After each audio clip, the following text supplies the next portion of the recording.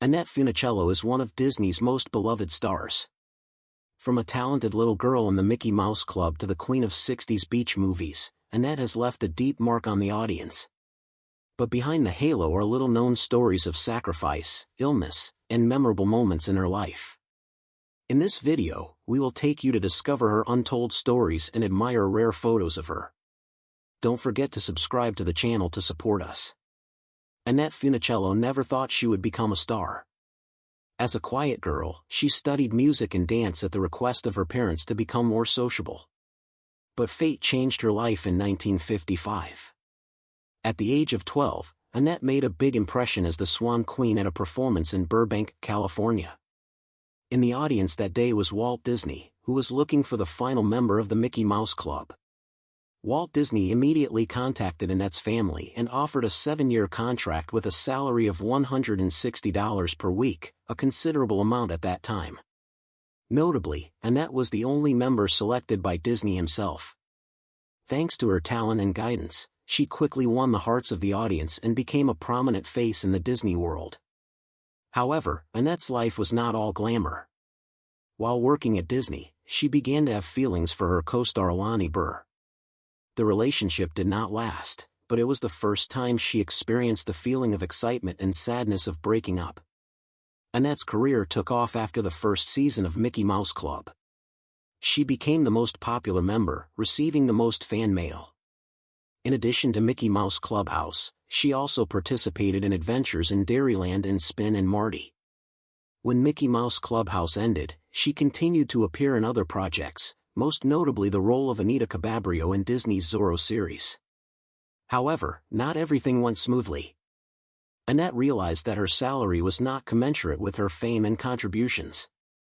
When she signed a contract for $325 per week, she did not have a lawyer to represent her, and that made her unhappy. Annette decided to sue Disney, but the court rejected her request, forcing her to continue the contract. From then on, her relationship with the company gradually cracked. Despite the disagreements, Annette maintained a close relationship with Walt Disney. He advised her not to change her name to Annette Turner, fearing that audiences would forget her. He also reminded her to maintain her image, especially to avoid exposing her navel in beach movies. After her contract with Disney ended, she became a star of American International Pictures, where she and Frankie Avalon formed the most beloved on-screen couple of the 1960s.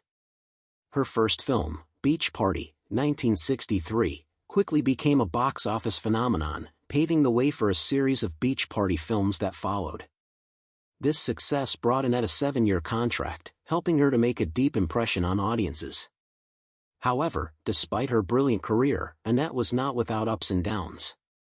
When the beach movie movement gradually declined, she faced an important turning point. Should she continue to take roles in low-budget films or spend time with her family? In the end, Annette chose the second path. But this decision also meant that she gradually withdrew from the spotlight, and over time audiences gradually forgot about her. It may have been a big sacrifice, but Annette has no regrets in her personal life. Her first relationship with director Jack L. Gallardi led to a marriage in 1965. They were together for 16 years and had 3 children, Gina Portman, Jack Jr., and Jason. However, like many other couples in the entertainment industry, their happiness did not last forever. In 1981, Annette filed for divorce, citing irreconcilable differences. Although she never publicly shared the real reason, many people believe that the pressure of her career affected their relationship. After her first marriage fell apart, Annette found new love with Glenn D. Hull, a man unrelated to the entertainment industry but a horse breeder. They married in 1986 and lived happily together for 26 years. Although they had no children together, their love remained strong until Annette's death in 2013.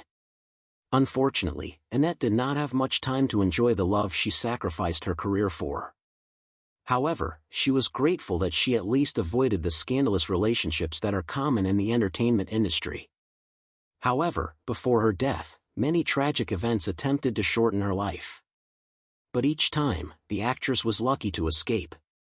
One of the most notable events occurred in March 2011 when her Los Angeles home suddenly caught fire while the family was sleeping. The fire was so intense that firefighters had to intervene urgently. Although Annette inhaled a large amount of smoke, she was fortunately not seriously injured and was taken to the hospital for examination. After this terrible incident, she and her husband Glenn Holt left the city and moved to a small farm in Southern California, which they had purchased decades earlier. That is also where Annette spent the last years of her life. In addition to being famous on screen, Annette almost became part of the ambitious project Disney's World of Oz. Initially, Walt Disney wanted to adapt the series by L. Frank Baum with plans for Annette to play Princess Ozma and Darlene Gillespie to take on the role of Dorothy. However, another studio acquired the rights to the adaptation before Disney could begin production. Despite his efforts to win the rights, Disney eventually conceded defeat and instead invested in Babes in Toyland, which would become Annette's favorite film of her career. Not only successful in cinema, Annette also unexpectedly entered the music industry thanks to the love of the audience. It all started when she performed the song How Will I Know on television, making fans extremely excited and constantly sending letters asking Disney to release this song as a single. Due to the great interest from the public, Disney decided to turn Annette into a real singer. She collaborated with the Sherman Brothers to record many songs, of which Tall Paul became the biggest hit, reaching number 7 on the charts in 1959. This success not only affirmed Annette's musical talent but also marked an important milestone in the history of rock and roll, as this was the first single by a female singer to enter the top 10 of the charts. Annette had a fairly successful music career, but she never really loved it. In an interview, she frankly admitted that she hated the recording process. Repeating a song over and over again with the added echo effect made her feel constrained and uncomfortable. When her acting career failed to take off, she turned to music. But this return was not as successful. In 1989, she teamed up with singer Frankie Avalon for a tour recreating hits from the 1960s. Sadly, it was at this time that she began to show signs of the serious illness that would later take her life. When she was young, she had a sweet but stormy love affair with musician Paul Anka. Wanting to keep their love affair private to protect their privacy, Annette unexpectedly became the inspiration for the hit song Puppy Love, the song that made their relationship public to the world. At that time, Annette was only 17 years old, standing before the wide-open door of her career and understood that she needed to focus on the road ahead. She was forced to make a choice, and in the end, her career was still the top priority.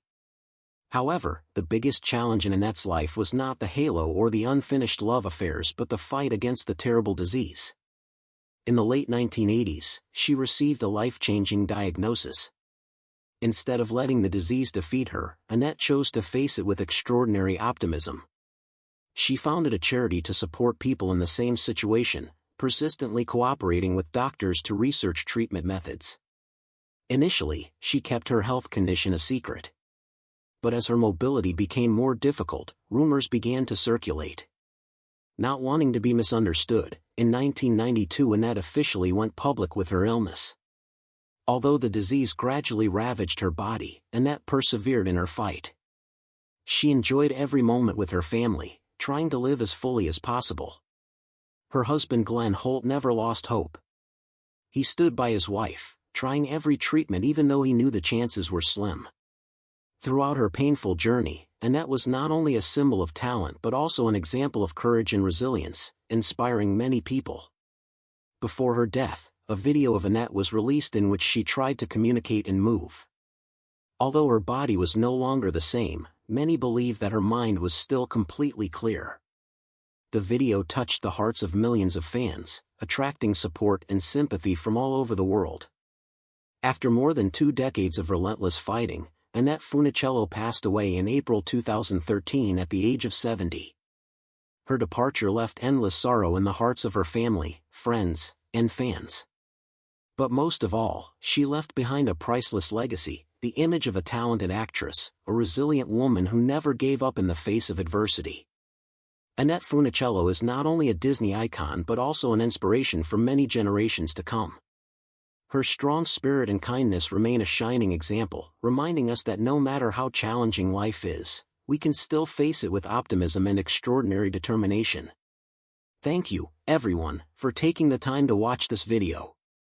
If you find the content interesting and useful, please leave a like to support me and don't forget to click the subscribe button and the notification bell so you don't miss the next interesting videos.